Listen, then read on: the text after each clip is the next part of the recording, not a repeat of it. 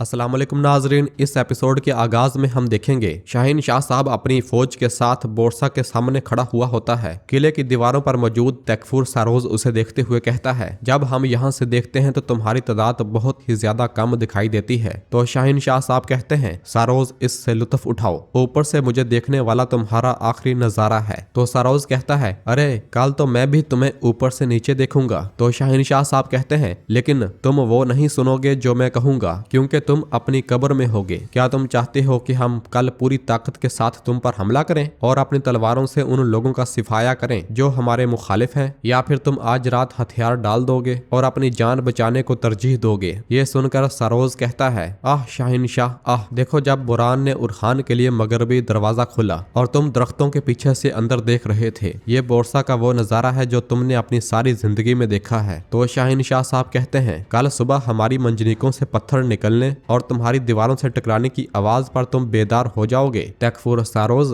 यकीनन अगर तुम रात को सोते हो। तो जवाबन सारोज कहता है, ये नहीं होगा, ये बिल्कुल भी नहीं होगा। हमें नींद नहीं आएगी क्योंकि हम अपने कमांडरों से बहस करेंगे कि ये कौन से कबाइल हैं। हम तुम में से हर एक का सर उनके पास भेजेंगे। ये सुनकर शाहीन शाह साहब कहते हैं, यहाँ तक मेरा ताल्लुक है, मैं एजनिक, एजमीत और कुस्तुनतुनिया के लिए इबरत बनाने के लिए तुम्हारा सर अपने घोड़े की जैन के साथ थैले में रखूंगा। ये कहते साथ ही शाहीन शाह साहब वहां से वापस लौट जाते हैं। जबकि दूसरी जानब जंगल में हम देखते हैं कि खुफिया रास्ते से बाजंतीनी दस्ता सगोत जाने के लिए सुरंग से निकल रहा होता है, जबकि दुमरुल भी उसी सुरंग से बाहर आता है। और इसके बाद रात को हम देखते हैं कि उरहान साहब नीलोफर और अपने साथियों के साथ जंगल में एक जगह आग जलाए बैठा हुआ होता है। नीलोफर उरहान से कहती है, वो हम पर हर तरफ से हमला कर रहे हैं। उरहान, ये कौन लोग हैं जो हम पर हमला कर रहे हैं? तो उरहान साहब कहते हैं, ये तैकफुर सारोज के आदमियों के अलावा और कोई नहीं है। वो जो भी कर सकता है वो करने में हिचकिचाहट महसूस नहीं करता। यह सुनकर नीलोफर कहती है, तुम्हारे कबीले से निकाले जाने का क्या होगा?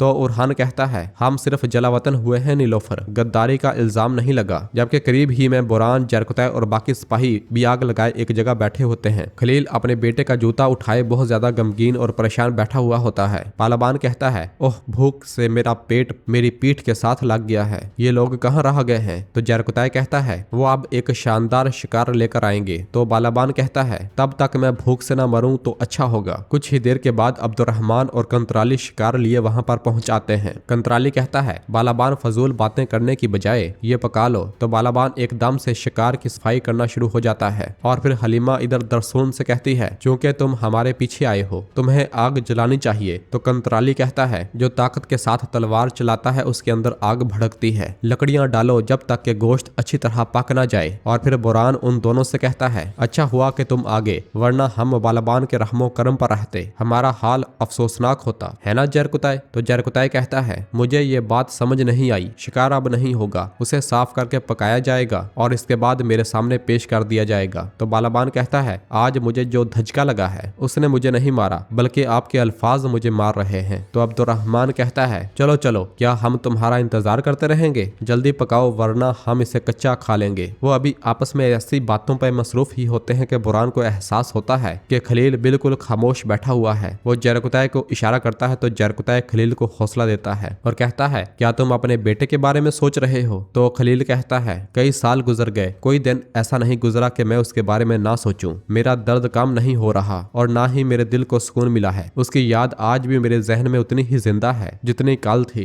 ये कहते साथ ही खलील उस लम्हे को याद करता है जब वो दरख्त के साथ बंधा हुआ था। आसपास लाशों के ढेर लगे हुए थे। बाजंतीनी, उसकी बीवी और बच्चे पर हमलावर थे। ये सब देखकर वो चिल्लाते हुए कह रहा था, आयशा मेरा बेटा, छोड़ दो मेरे बेटे को, छोड़ दो मेरी बीवी को। आयशा अपने एक हाथ में बच्चे को उठाए जबकि दूसरे हाथ से लड़ रही थी। कुछ देर के मजाहमत के बाद ही एक बाजंतीनी सिपाही ने आयशा की कोख में अपनी तलवार घोंप दी थी और वो जमीन पर गिरी थी। बाजंतीनी ने बच्चा उससे छीन लिया था और वो उसे लेकर वहां से चले गए थे, जबकि खलील पीछे से चिल्लाता ही रह गया था। और जमीन पर पड़ी उसकी जख्मी बीवी ने कहा था, खलील हमारा बच्चा। मगर खलील कुछ नहीं कर पाया था और उसकी बीवी की सांसें थम गई थी। इस गमजदा ख्याल के बाद खलील कहता है, गोया के बाजंतीनी उस दिन मेरे दिल को फाड़कर बहुत दूर ले गए। तो बुरान कहता है, हम तुम्हारे बेटे को ढूंढ लेंगे खलील, हमने हर जगह देखा है और मजीद भी देखेंगे, तुम फिक्र न करो, अल्लाह तुम्हारी उम्मीद टूटने न देगा। तो खलील कहता है, उसे ढूंढने से पहले मेरे लिए मौत नहीं है। जबकि करीब ही में मौजूद नीलोफर उरहान से पूछती है, उरहान तुम सब कुछ क्यों कबूल कर रहे हो? तुम अलाउद्दीन के हुक्म तुम पर एतराज क्यों नहीं कर रहे हो? तो उरहान साहब कहते हैं वो मेरा भाई है। तो नीलोफर कहती है भाई अपने भाई के लिए सहारा बनता है, तलवार तान कर उसके लिए मुसीबत नहीं बनता। क्या तुम देख नहीं रहे अलाउद्दीन अब रास्ते से भटक गया है? इस दौरान वहां पहुंचने वाला अलाउद्दीन कहता है कौन रास्ते से भटक गया है नीलोफर खातून? अलाउद्दीन को देखते साथ ही सब लोग खड़े हो जाते हैं और फिर अलाउद्दीन कहता है मैंने जो भी किया अपने भाई के लिए किया। तो नीलोफर कहती है क्या कह रहे हो, क्या मतलब है? उरहान आगे बढ़ता है और अपने भाई के गले मिलता है और फिर अपने मारे हुए मुक्के के निशान को देखने की कोशिश करता है। तो अलाउद्दीन साहब कहते हैं मैं ठीक हूँ, मैं ठीक हूँ। और फिर नीलोफर कहती है यानी ये सब एक खेल था। तो उरहान साहब कहते हैं ये दो भाइयों के दरमियान एक माहिदा था, एक बंधन जिसने उन्हें जोड़ा ताकि वो अपने मकसद में एक दूसरे से ताउन कर सकें, दुश्मन के सामने अपने आप को कमजोर किया ताकि अपनी चाल चल सकें। और फिर बुरहान अलाउद्दीन के कंधे पर हाथ रखते हुए कहता है आपने हमारा भी मजाक उड़ाया है ना सरदाराना? अब हम क्या करेंगे ये भी बताएं जरा। तो अलाउद्दीन कहता है मैं आपको तफसील से बताता हूँ बुरहान साहब। दुमरल आओ और इन्हें जरा खुशखबरी सुनाओ। दुमरल सामने आता है और उनसे कहता है अल्लाह का शुक्र है कि मुझे सुरंग का दाखिली रास्ता मिल गया है, लेकिन एक बुरी खबर भी है, सुरंग से निकलने वाले फौजी सोगोत पर हमला करेंगे। तो उरहान साहब कहते हैं वो कुछ नहीं कर सकेंगे, जब हम सुरंग को बारूद से उड़ा देंगे तो फलादियोस बाहर अकेला रह जाएगा। ये सुनकर खलील पूछता है हजूर हम सुरंग को क्यों उड़ाएंगे, क्यों ना हम सुरंग से गुजर कर बोरसा पर कब्जा कर लें? यह सुनकर दुमरल कहता है अगर आप ये कहते हैं कि सुरंग में दाखिली रास्ता है लेकिन बाहर निकलने का रास्ता नहीं, यह दुरुस्त होता। वो हर तरफ घात लगाए बैठे हैं, अगर हम सुरंग में दाखिल होते हैं तो वो हमारे पीछे दरवाजे बंद कर देंगे और सिपाही फजूल में मरेंगे। और फिर अलाउद्दीन कहता है भाई उस घटिया तैमूरताश ने मौके से फायदा उठाकर यार हिसार किला भी ले लिया है। तो उरहान साहब कहते हैं तैमूरताश को थोड़ा सब्र करने दो, हम ना तो अपने वादे से पीछे हटे हैं और ना ही अपने इंतकाम से। हम जाकर उस सुरंग को उड़ा देंगे जो बोरसा के लिए रीढ़ की हड्डी का काम सारा अंजाम दे रही है, और तुम लश्करगाह जाओ। तो अलाउद्दीन कहता है मैं शाहीन शाह साहब को रोकूंगा। तो उरहान साहब कहते हैं ये जंग अब भूख और मसाइब की जंग नहीं रही, ये वजूद या अदम वजूद की जंग है। अब मेरी बात गौर से सुनो। दुमरल बालाबान तुम सुरंग को चारों अतराफ से घेर लोगे, साथ साथ हम देखते हैं कि दुमरल और बालाबान उरहान साहब के बताए गए मंसूबे पर अमल कर रहे होते हैं। वहां मौजूद काफरों को मार देने के बाद दुमरल सुरंग का रास्ता खोलने की कोशिश करता है और उरहान ने उनसे मजीद कहा था इससे पहले कि हम सुरंग के नजदीक पहुंच जाएं, सुरंग के इर्द गिर्द फौजी जमा हो जाएंगे। अब्दुर्रहमान कंतराली तुम दोनों पहले चुपके से अंदर जाओगे, तुम इतने खामोश रहोगे कि उन्हें सिर्फ मौत का एक ढंक ही महसूस होगा, जबकि साथ साथ हमें यही मंसूबा दिखाया जाता है। अब्दुर्रहमान और कंतराली बड़ी खामोशी के साथ दुश्मनों को मौत के घाट उतार रहे होते हैं, जबकि बाज़ंतीनियों को आवाज निकालने का मौका नहीं मिलता। जबकि रात के वक्त बुरहान ने उरहान से पूछा था क्या हम उस सुरंग तक बड़ी मालगाड़ी में पहुंचने जा रहे हैं जो बोरसा के लिए रीढ़ की हड्डी का काम सारा अंजाम देती है? ये कैसे मुमकिन है कि कोई हमें महसूस ना करे? तो उरहान साहब ने कहा था इस काम को करने में जरकुताय साहब समेत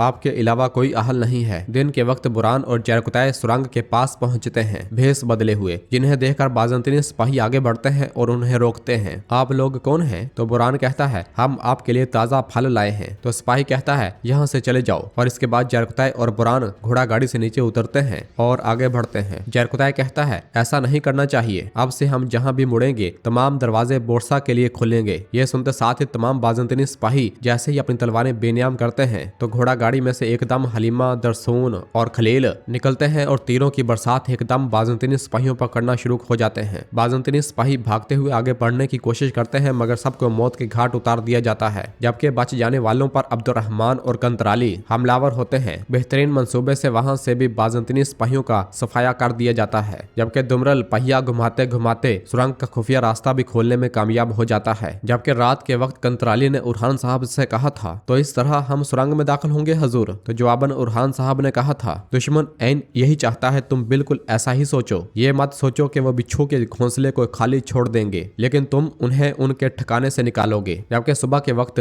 वो घास भूस को आग लगाकर सुरंग के अंदर फेंक देते हैं, जिसकी वजह से वहाँ धुआं ही धुआं फैलना शुरू हो जाता है और वहाँ पर मौजूद सिपाही बाहर की जानब भागते हैं, जबकि बाहर मौत उनका इंतजार कर रही होती है। सब उन पर टूट पड़ने के लिए बिल्कुल तैयार खड़े होते हैं। धुआं बर्दाश्त करते करते वो जैसे ही बाहर आते हैं तलवारों से काट दिए जाते हैं। कुछ की खोपड़ियां कुल्हाड़े से खोल दी जाती हैं और कुछ को छलनी छलनी कर दिया जाता है। जो तलवारें और कुल्हाड़ों से बचता है तीरों से मार दिया जाता है। दर्जनों बाज़ंतीनी सिपाही होते हैं मगर बिल्कुल डरे और सहमे हुए, उनके औसान खता हो चुके होते हैं। बालाबान और दुमरल भी उन्हें मौत के घाट उतार रहे होते हैं। तमाम काफरों के मार जाने के बाद उरहान साहब वहां पहुंचते हैं और कहते हैं शाबाश मेरे बहादुरों, यूनानी आपको सुरंग में ले जाओ। इस शैतानी खोपड़ी पर काई मोहर लगाने का वक्त आ गया है। यह सुनते साथ ही सिपाही बारूद वाले ड्रम लेकर सुरंग की जानब रवाना होते हैं, जबकि अंदर बोरसा किले में सारोज आगे बढ़ते हुए कहता है, सोगोत फलादियोस के शिकंजे में है, शहनशाह भी हमारी मुट्ठी में आ गिरेगा। हम उन्हें कई गुना बड़ी शिकस्त का मजा चखाएंगे जो हमने उरहान को चखाई थी। इसी लम्हे एक सिपाही भागता भागता आता है और कहता है, जनाब तुर्क आ रहे हैं, उन्हें सुरंग मिल गई है। यह सुनकर सारोज गुस्से से पागल हो जाता है और कहता है, लानत हो उरहान, मैं तुम्हें इस सुरंग में जिंदा दफन कर दूंगा। और इसके बाद वो अपनी तलवार म्यान से निकालता है और भाग पड़ता है, जबकि सुरंग में उरहान साहब के सिपाही बड़ी मकदार में बारूद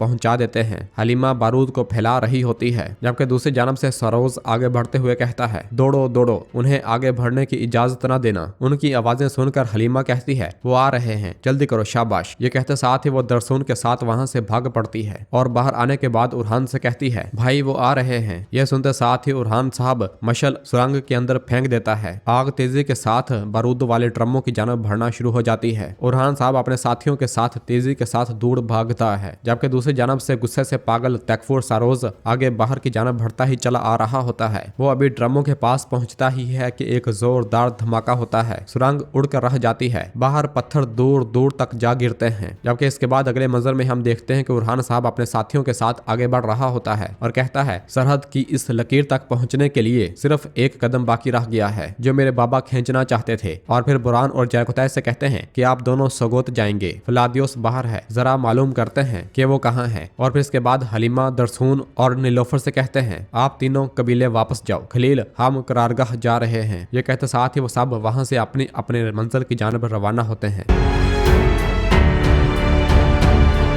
और नाजरीन इसी जगह पर एपिसोड खत्म करते हैं। मिलते हैं बहुत जल्द अगली एपिसोड के साथ। वीडियो को लाइक कर दें और जिन दोस्तों ने अभी तक चैनल सब्सक्राइब नहीं किया वो जल्दी से चैनल सब्सक्राइब कर दें और बेल आइकन यानी घंटी वाले निशान को भी प्रेस कर दें ताकि आने वाले एपिसोड्स आपको आसानी मिल सके। दुआओं में याद रखें। अल्लाह हाफिज।